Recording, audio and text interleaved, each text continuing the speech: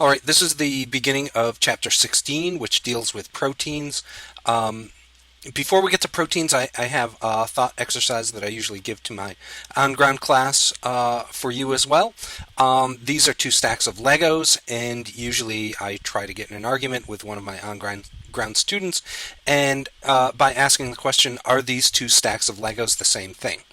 And you can pause and think about that, and usually I take the side of the fact that they are the same thing. And my argument goes something like this. I say, look, here's a stack of Legos, and there's a yellow Lego, followed by a blue one, followed by a gray, followed by an orange. And same thing over here, yellow, blue, gray, orange. And most people think that these stacks are not the same.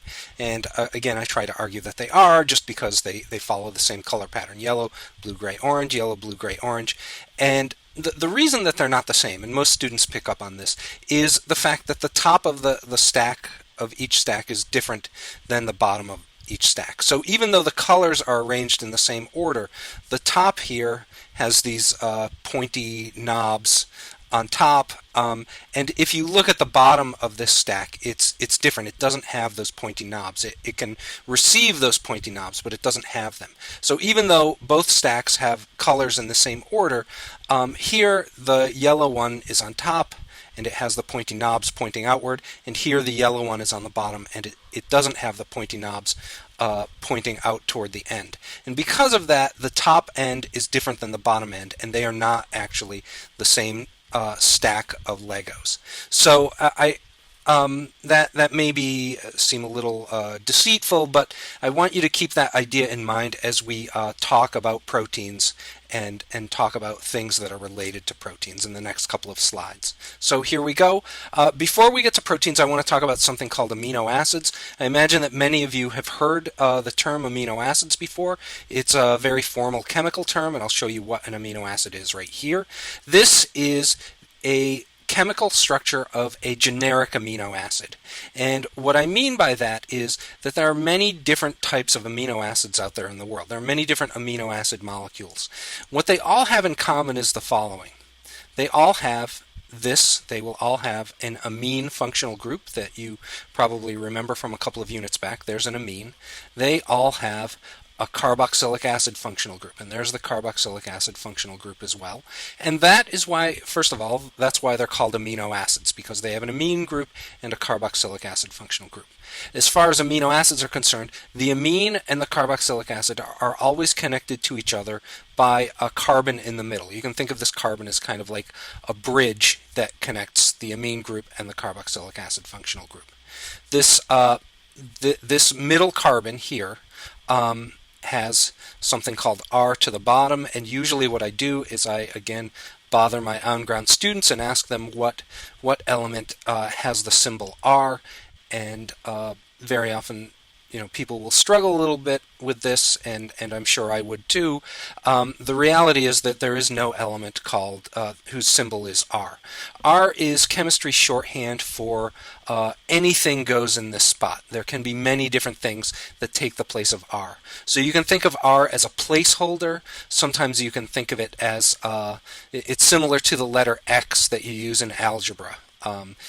All it really means is that there can be many different things that can be attached at this point. This middle carbon here always has a hydrogen attached to it as well, in addition to the amine group and in addition to the carboxylic acid group. That middle carbon is called an alpha carbon. I don't expect you to know that, but I might call it that at points throughout this video series. So if I do, that means this particular carbon here. So this is what all amino acids look like. They all have a carboxylic acid connected to an alpha carbon. The alpha carbon is also connected to an amine group. That alpha carbon has a hydrogen attached, and then the alpha carbon has something else attached.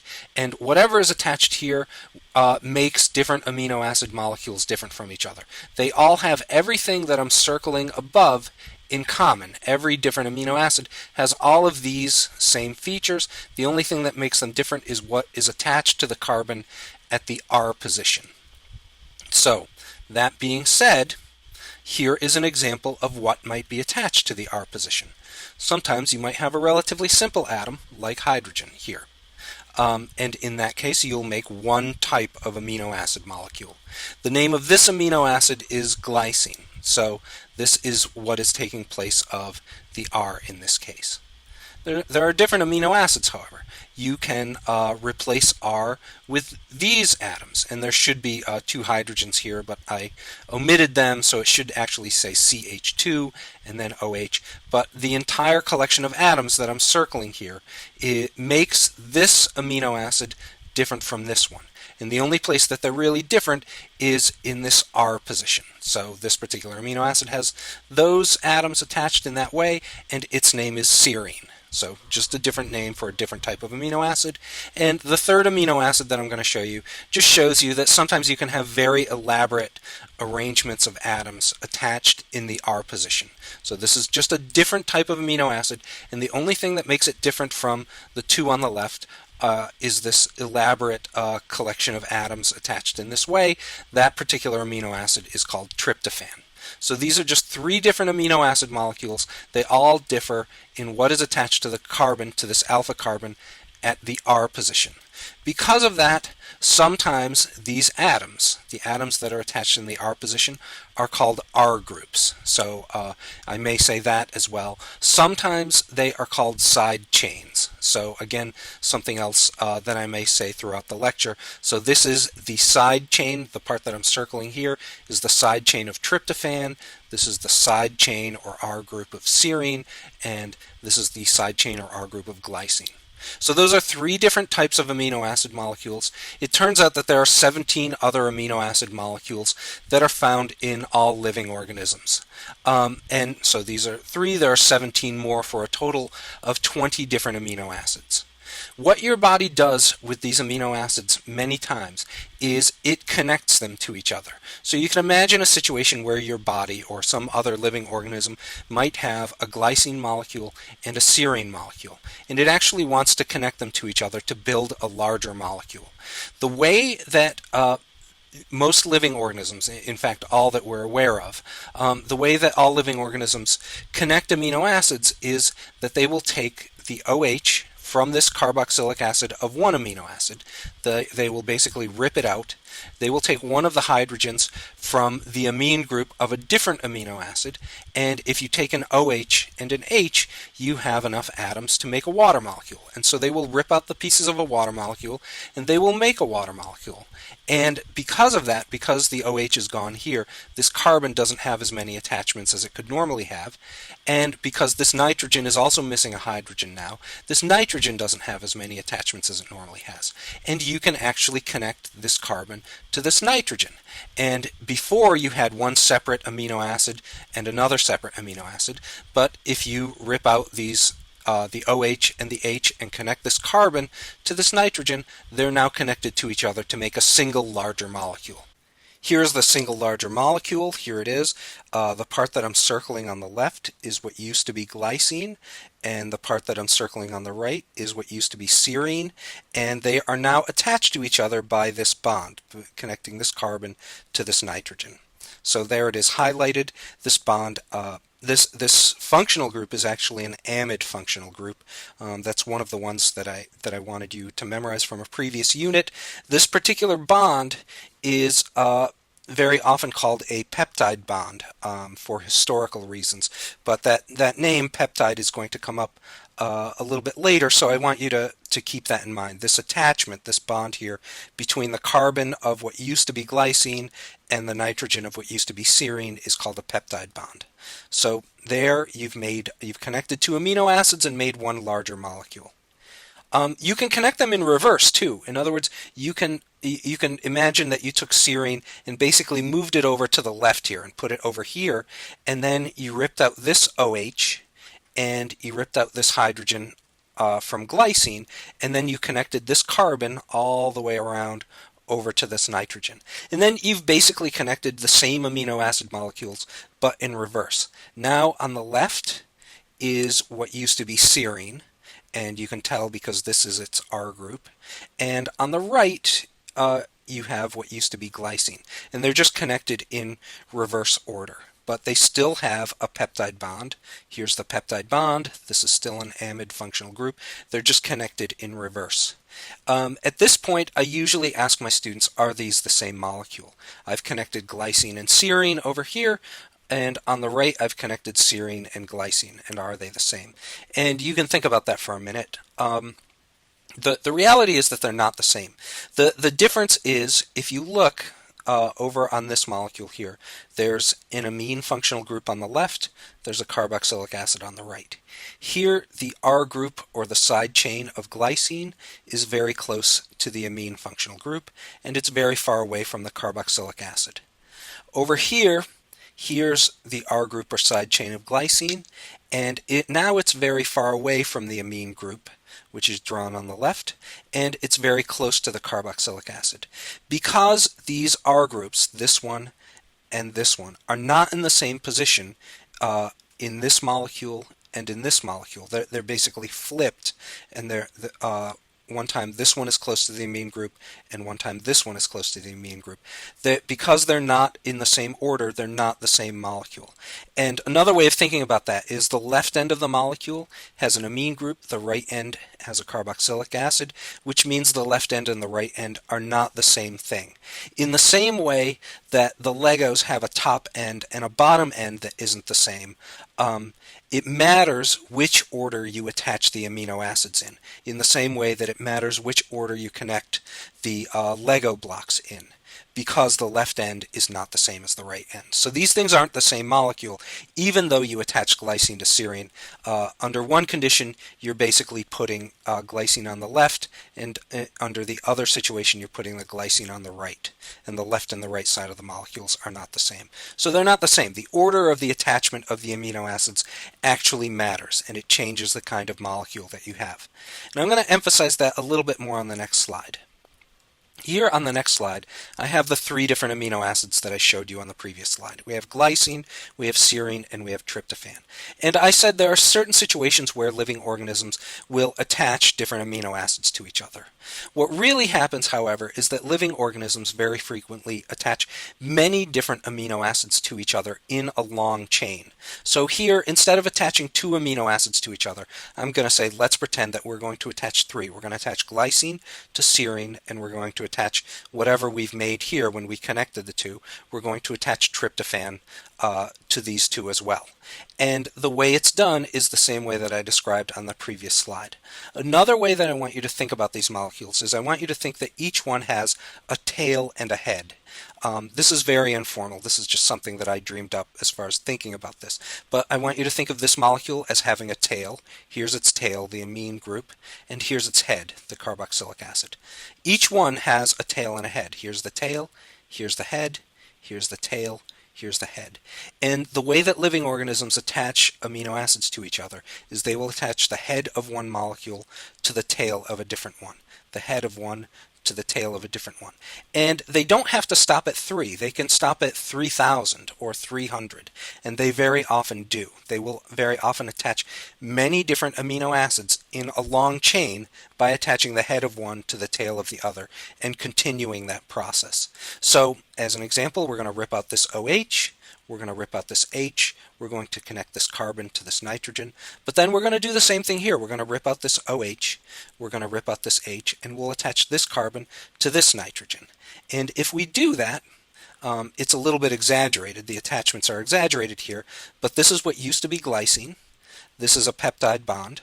This is what used to be serine. This is another peptide bond, and this is what used to be tryptophan.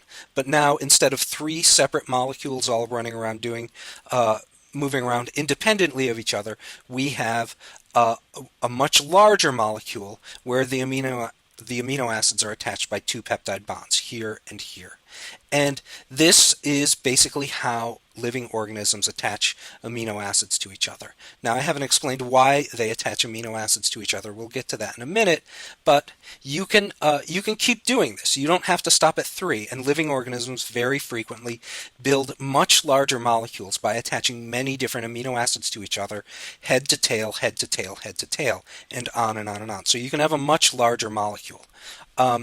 Another thing to point out that is kind of important here is that this molecule, when it was separate, it had an amine group and a carboxylic acid functional group. And so did this molecule here, and so did this molecule here. However, when we made the attachment between this one and this one, we destroyed the carboxylic acid because we ripped out this OH. We also destroyed the amine of this one, and we made this attachment. But these are no longer carboxylic acids and amines.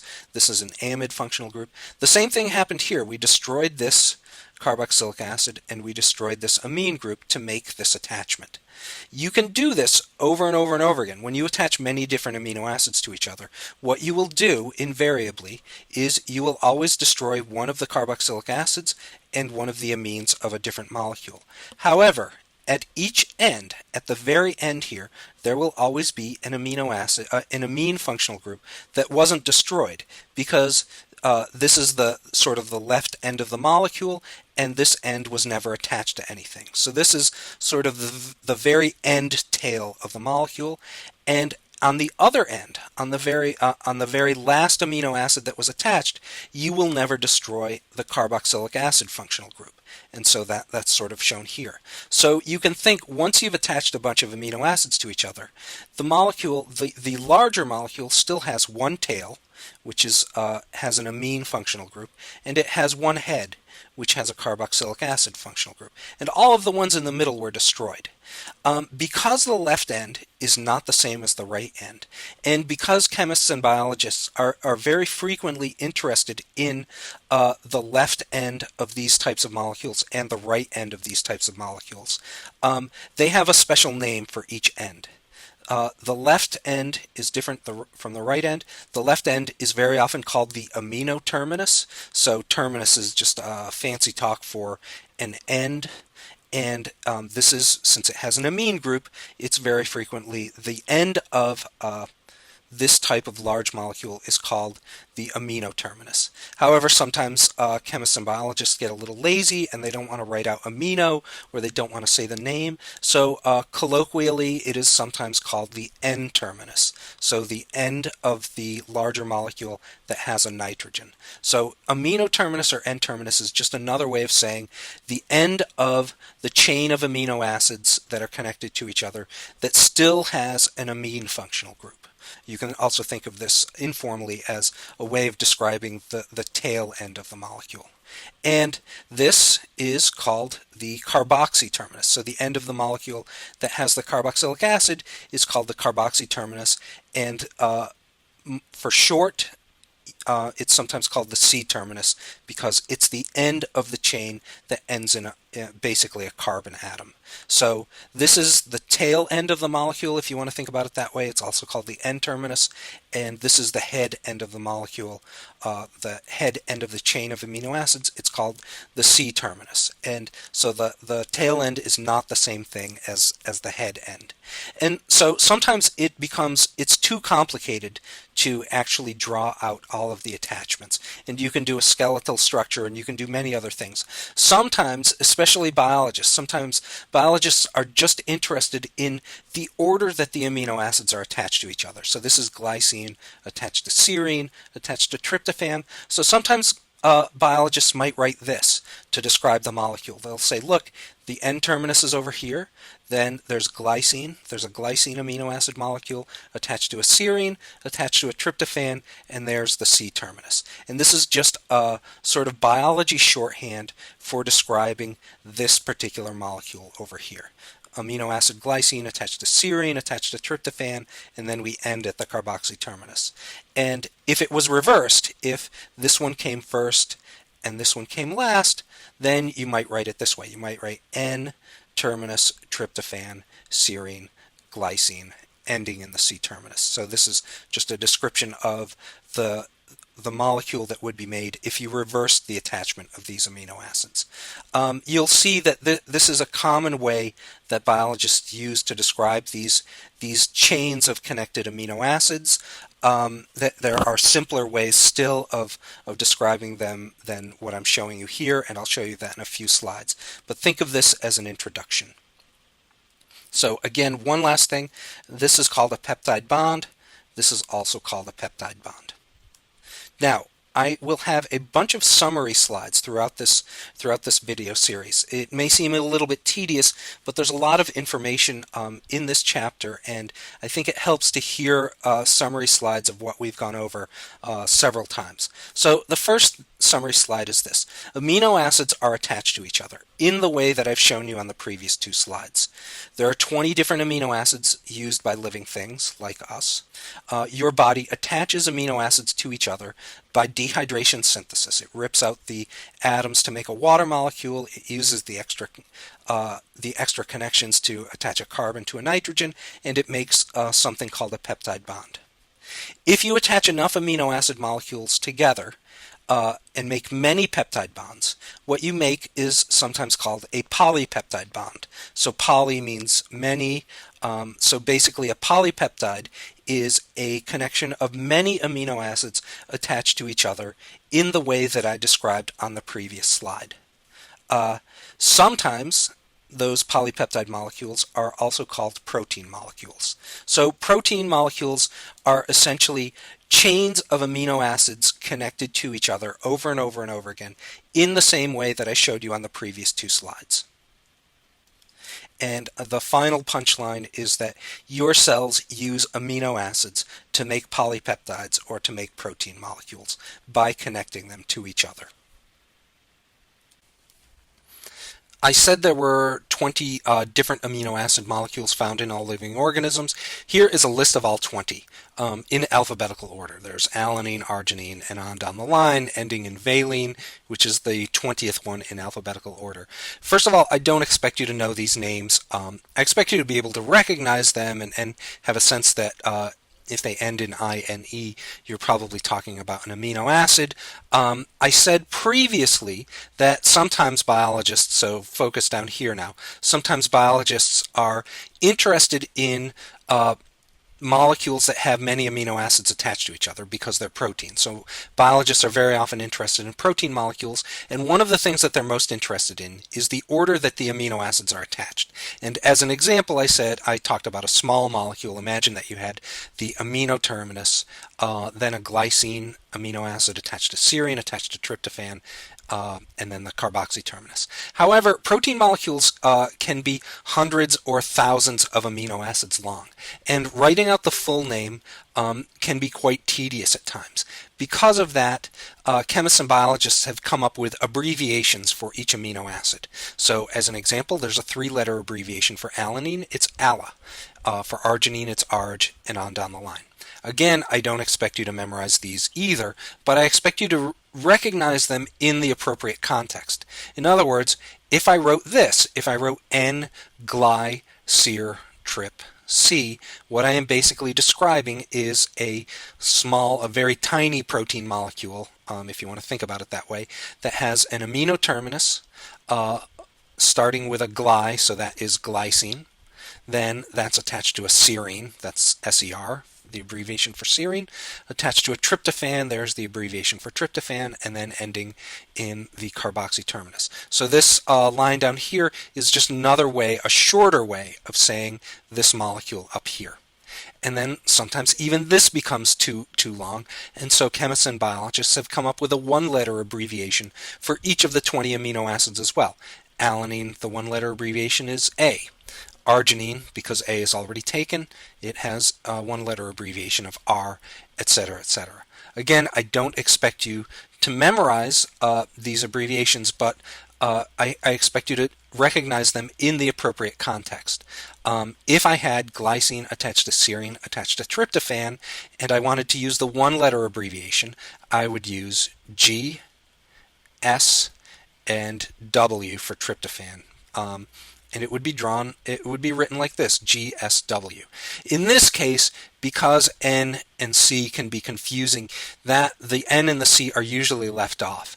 And the convention is that the N terminus always comes on the left and the carboxy terminus always comes on the right, just so that there's no confusion. So whenever you see sort of these single letter abbreviations, the implication is that this is the amino terminus and this is the carboxy terminus, and this is just another way, GSW is another way of saying this particular arrangement or attachment of amino acids that I'm showing up top here. So those are the 20 amino acids. Again, I don't expect you to memorize them, and I don't expect you to memorize their abbreviations, but I expect you to be able to recognize the abbreviations and sort of understand what is trying to be said when you see GSW in the appropriate context, or when you see glycyrtrip. Okay, so as far as amino acids are concerned, there are 20 different amino acids. However, you can group the subgroups of those 20 into different classes. Here is the first subgroup. This, how many amino acids are here? 1, 2, 4, 6, 8, 9 different amino acids. All of these, even though they're different from each other, they are all considered to be hydrophobic amino acids. So these have hydrophobic or greasy R groups or hydrophobic side chains. So each molecule, the purple part of each molecule, is the part that each molecule has that is identical to all of the others. So this is the carboxy terminus of the amino acid.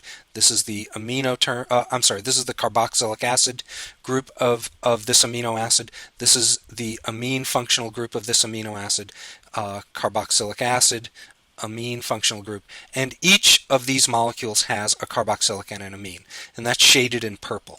Shaded in yellow is the side chain or the R group. This is where each amino acid is different. You can see this one is glycine because it just has a hydrogen for a side chain. This is a methyl side chain. This particular amino acid is called alanine, and you can see that for the most part they're all different from each other. The side chains are all different from each other. Even though they're all different, these 9 amino acids are relatively hydrophobic. Their side chains tend to avoid water for the most part. And the reason is that they are pretty much made exclusively of carbons and hydrogen atoms. That's not always true. There's a nitrogen here, there's a sulfur here. But for the most part, these are made exclusively of hydrocarbon, and hydrocarbon as a rule tends to be hydrophobic. So these 9 amino acids are considered to be relatively hydrophobic amino acid. So that's class number 1.